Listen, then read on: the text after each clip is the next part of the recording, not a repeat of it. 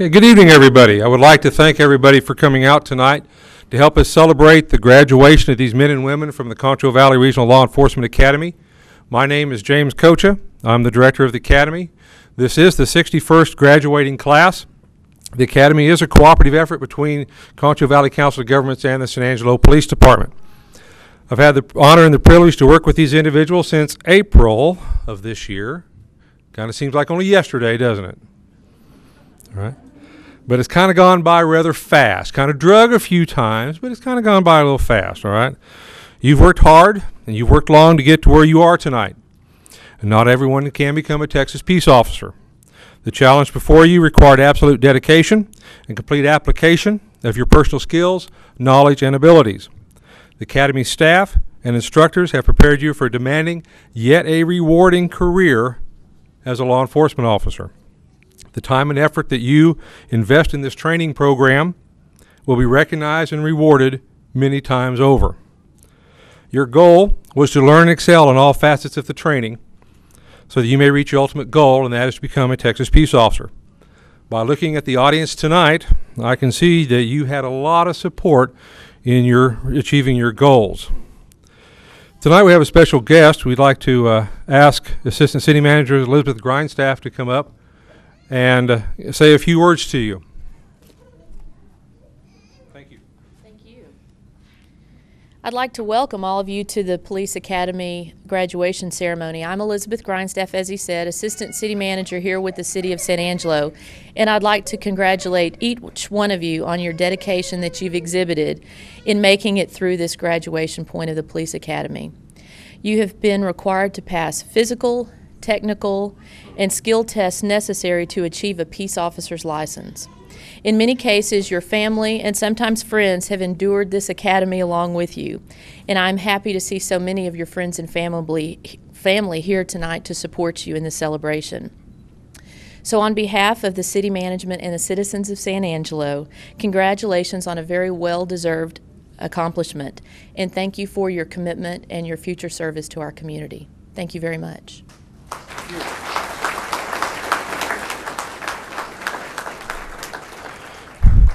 Thank you very much for coming out tonight. We appreciate that. We get a lot of support from the city, and we do appreciate all the support that we do. Tonight, we'd also like to ask Chief Tim Vossis of the San Angelo Police Department to come up and say a few words also. Chief?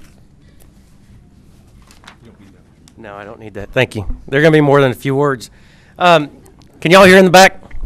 Okay, I can't tell. And I'm sorry for the heat.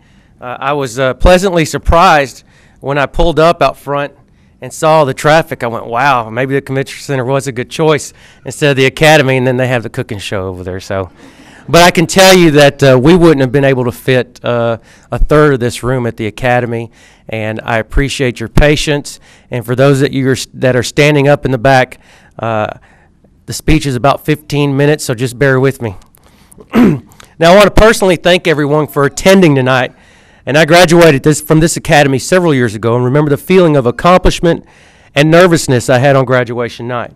It meant a lot to me to be able to celebrate my graduation with family and friends, and I am honored to be speaking at your graduation. You have joined a tradition that is like no other. The tradition began in 1631. 1631 was the year the city of Boston established the first system of law enforcement in America.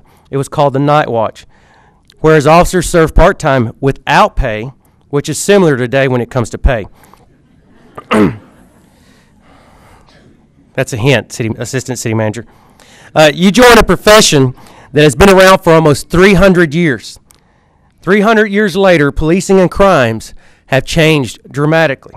I want to briefly share with you the future of law enforcement and the issues we face today. And the future is often regarded as the realm of visionaries, prophets, and science fiction writers. It is also the province of planners, those who understand how the threads of the past have woven the future, and the foresight to see the possible ways those patterns may continue beyond the present day. There are many possible futures, and we can never know which one will be until it emerges. This is both troubling and empowering. However, this future uncertainty gives us opportunity. In the words of a noted computer scientist, Alan Kay, the best way to predict the future is to invent it. And as a leader in the law enforcement community, I must confront some key challenges to the future of policing. This involves a transformation and the opportunity to shape the future of policing in our state. So let's take a look at what the futurists predict for policing in the 21st century. As community policing enters the 21st century, improved technology, highly educated and trained officers, and strong community ties are seen as significant promises in the future of policing. Technology will permit radical new policing methods, systems, and processes that police will have to envision, create, incorporate, and learn. Technology is like a double-edged sword. It will continue to create new crimes even as it assists crime fighting. Identity theft by criminals all over the world is the nation's fastest growing computer crime.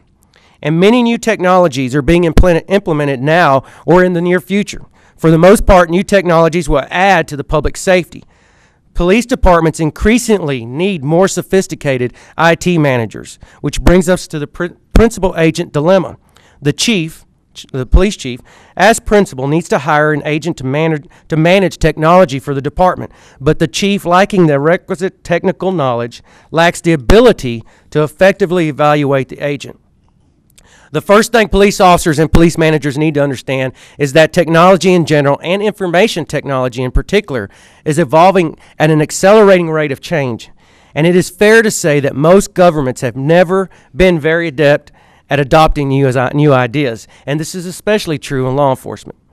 Technology will be used by criminals and terrorists, giving them more opportunities for crime, more tools to use against the innocent, and a greater ability to avoid apprehension. Many efforts are underway to standardize law enforcement information, provide the infrastructure for widespread sharing of information, and deploy technologies such as data mining, link analysis, and other analytical techniques. In the future, we can expect the blending of the real and the virtual worlds to continue. Undoubtedly, this will change policing. What can we reasonably expect in the future of policing? New technologies radically reducing the cost of conducting sophisticated forensic testing. Where previously expensive procedures limited DNA testing to violent crimes, inexpensive procedures will enable departments to conduct testing in property cases. Self-contained devices that completely process DNA samples at a low cost and in under 2 hours will be available within a couple of years, not just like on TV, but in real life. Other technologies on the horizon include, and these are exciting, and for y'all it should be very exciting because it's exciting for me, unmanned aerial vehicles. The remote control drones now used by the military will be used by police forces. These will augment conventional police helicopters as law enforcement eyes in the sky. Police robots will be used for many different missions, such as area and perimeter security, surveillance, search, rescue, and hauling equipment. Biometrics for personal identification will be highly accurate and instantaneous. Electronic monitoring to enable tracking of anyone or anything. We'll use various attachable and implantable devices placed on suspects and convicted criminals, as well as personal property and evidence. The future of policing is an exciting one, and today, all law enforcement agencies face a time of great challenge and of great opportunity. And if the law enforcement profession fails to enhance its services today, it risks crippling them tomorrow. This daunting task will take hard work, patience, and unwavering dedication. Now, everyone in law enforcement must accept this challenge for the well-being of the profession we love and the citizens we are sworn to protect and serve. The result can only be better, safer communities in which we live, work, and play. And the future for the San Angelo Police Department will encompass a three-pronged approach that will make our department one of those visionary departments I mentioned. Our style of policing will bring together community-oriented policing, problem-oriented policing, and intelligence-led policing, where we will take our data, analyze it, and focus our resources in areas that the data recommends. And we are well on our way to becoming just such a department as we speak. The profession you are joining is a job of little respect or pay. And we do this job not for the appreciation or the pay, but rather because we want to make things better for our friends, our families, and our communities. It's a calling. It's a destiny. And we do this job with the authority of God.